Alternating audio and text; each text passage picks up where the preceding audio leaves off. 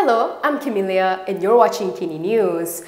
Dr Mahathir has been on a warpath against Anwar Ibrahim. However, the Prime Minister is not interested in fighting the 98-year-old. However, Anwar will not back down if Mahathir wants evidence the latter enriched himself when he was Prime Minister. Prime Minister Anwar Ibrahim is ready to provide evidence to Dr Mahathir Mohamad to prove that the former premier had amassed wealth to enrich himself when he was in power. This comes after Mahathir served Anwar a letter of demand on March 27th, demanding the PKR leader to prove his claims or face legal action. Ini pemikiran. Yang masalah kita ini pemikiran pimpinan. Jadi itu bagi saya ini soal pola pemikiran percanggahan dengan Dr Mahathir. Walaupun saya tahu media ini dia nak fikir, nak suruh saya gaduh. Saya tak nak gaduh. Tapi saya jawab. Dia minta bukti, saya akan bagi bukti. No problem. Anwar said this during a dialogue session with students at Universiti Teknologi Mara in Shah Alam today. Anwar added that while Mahathir's governance had its strengths, the former premier had also caused a lot of damage. Mahathir has given Anwar until April 17th to respond following an extension of the deadline. Mahathir had referred to Anwar's remarks in his policy speech at the PKR Special National Congress 2023 on March 18th. Mahathir claimed this was a clear reference to him as media reports on the speech had mentioned his name. Anwar Ibrahim's remarks on the South China Sea has been labelled as careless by Bersatu Chief Muhyiddin Yassin. Perikatan National Chief Muhyiddin Yassin has slammed Prime Minister Anwar Ibrahim's remarks about the South China Sea dispute. This comes after Anwar said Malaysia is open to negotiations following Beijing voicing its disapproval of Petronas's operations in a portion of the South China Sea. In a statement, Muhyiddin warned that Anwar's comments could indirectly confirm China's claim to an area that is legally Malaysian territory. He said the area of Petronas's exploration project is within Malaysian territory and cannot be negotiated even if China claimed it. Muhyiddin added that Anwar's statement about Malaysia's openness to negotiate over its territorial rights has invited the risk of a threat to national sovereignty. The Pagoh MP also took issue with Anwar's statement on the presence of Chinese naval ships in waters claimed by 7 countries, including Malaysia. Muhyiddin argued that Malaysia should firmly defend its territorial sovereignty and follow the Malaysian map from 1979. He added that the disagreement over the region had not yet been settled and that ASEAN has not reached an agreement on the matter. Muhyiddin concluded that considering ASEAN's position as a group of 10 countries, Malaysia must deal with international maritime issues more cautiously. Lawyers have accused the MACC of exceeding its jurisdiction in its probe of Judge Muhammad Nazlan Muhammad Ghazali. However, according to the de facto law minister, the probe is under the judiciary's authority. Law and Institutional Reform Minister Azalina Othman has reaffirmed the government's position that the investigation against Judge Muhammad Nazlan Muhammad Ghazali is under the judiciary's authority. In a statement last night, she said the government always respects and continues to adhere to the doctrine of separation of powers. She added that this was in line with clauses 3 and 3A under Article 125 of the Federal Constitution. Her statement came after her letter to former Prime Minister Najib Abdul Razak's lawyers was leaked into the public domain. In the letter dated March 20th, Azalina told Muhammad Shafi Abdullah that the answer to his questions regarding the MACC investigation on Nazlan was in the affirmative. Shafi had written to Azalina asking her to confirm whether or not MACC had found Nazlan to be in a conflict of interest when presiding over the SRC international case. He also wanted to know if MACC found Nazlan had violated the judge's code of ethics. Responding to the leak, Azalina said she was merely discharging her duties based on the information available to her. PN recently defended the absence of its top leaders during PM's question time. However, the reason is not convincing enough for a government backbencher.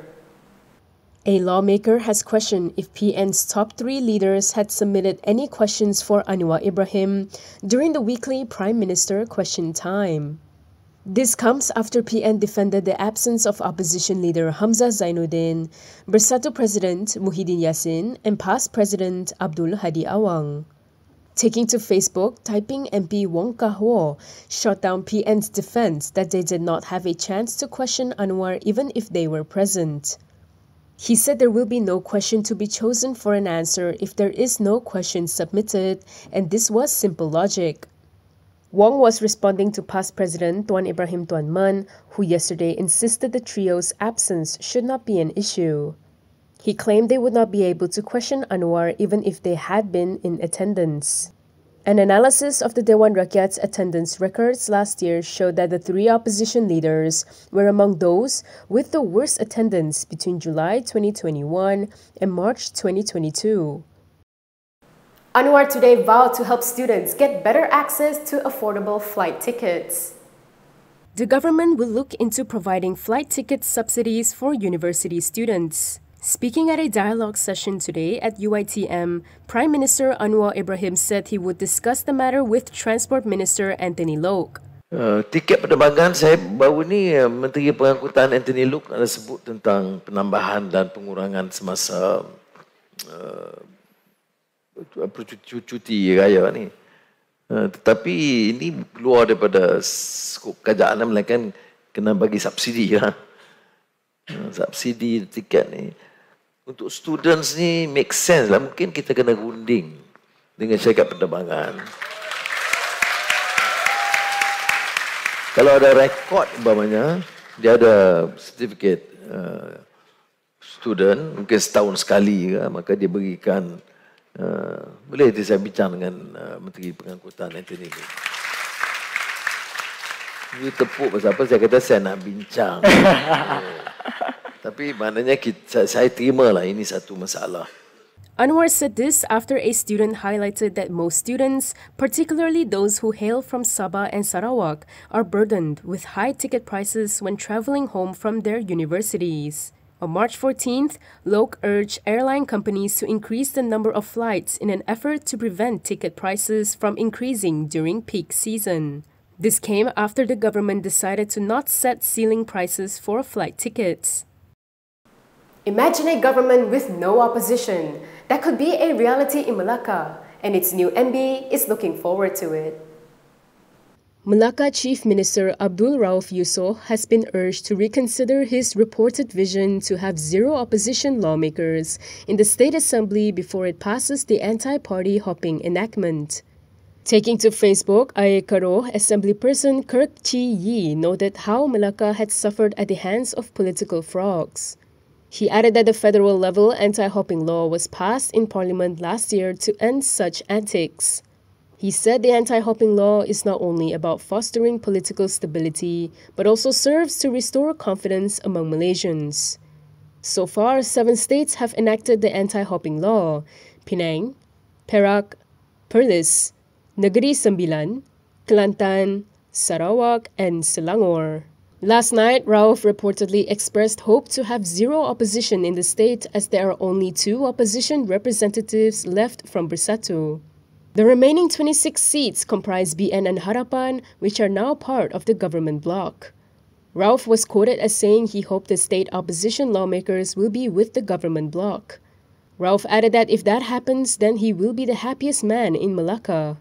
The latest lineup of 10 state EXCO members were sworn in after Rauf's recent takeover of the Chief Minister's post.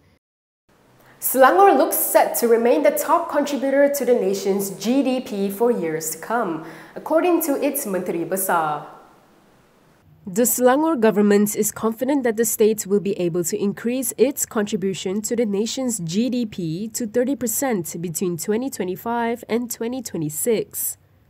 Menteri Besar Amiruddin Shari said this will be driven by projects such as the Integrated Development Region in South Selangor as well as the NCT Smart Industrial Park.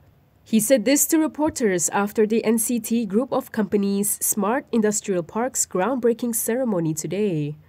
He added that such major initiatives would boost the state's economic growth and subsequently increase its contribution to the national GDP. Selangor's contribution to the GDP stood at 24.8% in 2021.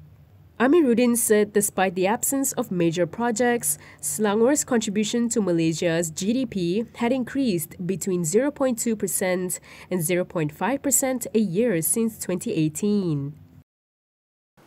And that is all from me today. For more stories, you can go to KiniTV.com. You can also follow us on Instagram, Twitter, YouTube, and Facebook for the latest news updates. If you'd like to support independent media, do consider subscribing to MalaysiaKini.com. I'm Kimilia. Thanks for watching.